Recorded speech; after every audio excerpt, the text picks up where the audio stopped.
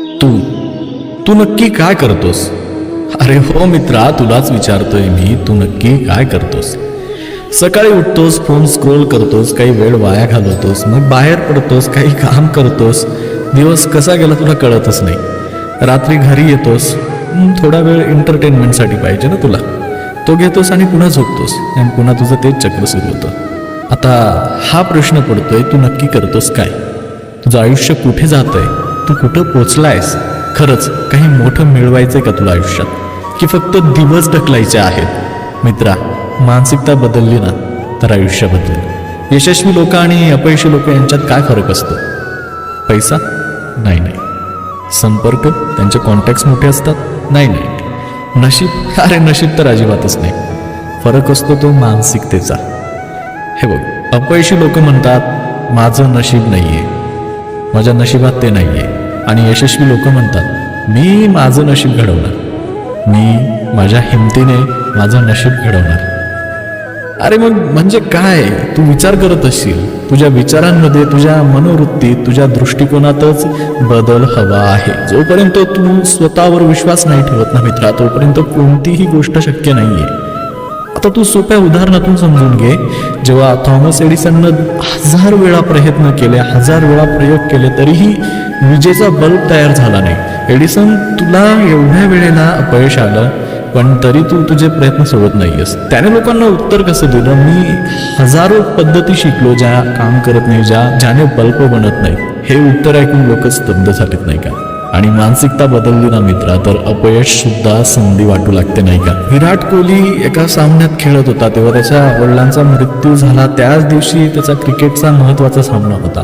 विराट समोर 2 पर्याय होते, घरी जाऊन दुःख व्यक्त करणं आणि मैदानात जाऊन भारतासाठी नेतृत्व करून जिंकणं. विराटनं खेळणं निवडलं, कारण त्याला माहिती होतं आजचं दुःख उद्या मला मोठं करेल. हे बघ, मानसिकता बदलली ना तर परिस्थिती तुला अडवू शकत नाहीये. तुझ्या मानसिकतेचा परिणाम तुझ्या आयुष्यावर होतो. तू कसा विचार करतोयस, तू कसा रिस्पॉन्स देतोयस, तू संकटांना कसा सामोरा जातोस, ह्यावर तुझं आयुष्य डिपेंड करत असतं. ह्यावरच तुझं यश अपयश ठरत असतं. तू जर मी काहीच करू शकत नाही असंच म्हणत राहिलास ना तर खरंच तुझं आयुष्य काहीही बदलणार नाही. पण मी माझं भविष्य घडवणार असं ठरवलंस ना तर काहीही अशक्य नाहीये मित्रा.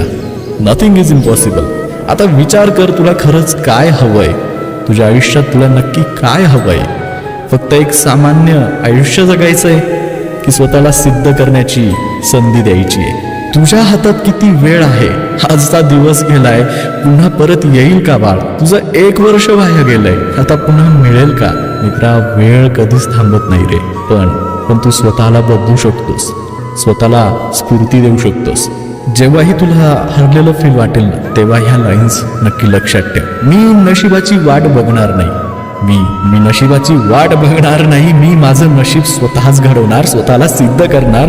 कोणताही अडथळा, कोणतीही अडचण मला थांबू शकत नाही. कोण म्हणतं मित्रा तुझ्याकडे टॅलेंट नाहीये? अरे कोण म्हणतंय मित्रा तुझ्याकडे टॅलेंट नाहीये?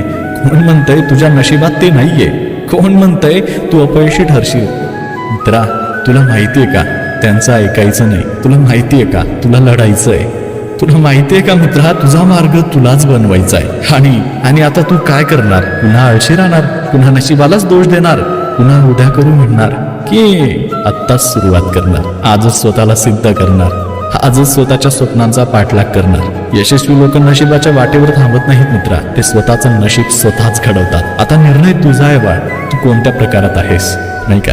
छोटासा व्हिडिओ आहे, नक्कीच आवडला असेल तर लाईक करा, शेअर करा आणि तुमच्या मित्र परिवारांमध्ये नक्कीच पाठवा. आणि काहीही विचारायचं असेल तर खाली कमेंट्समध्ये नक्कीच विचारा.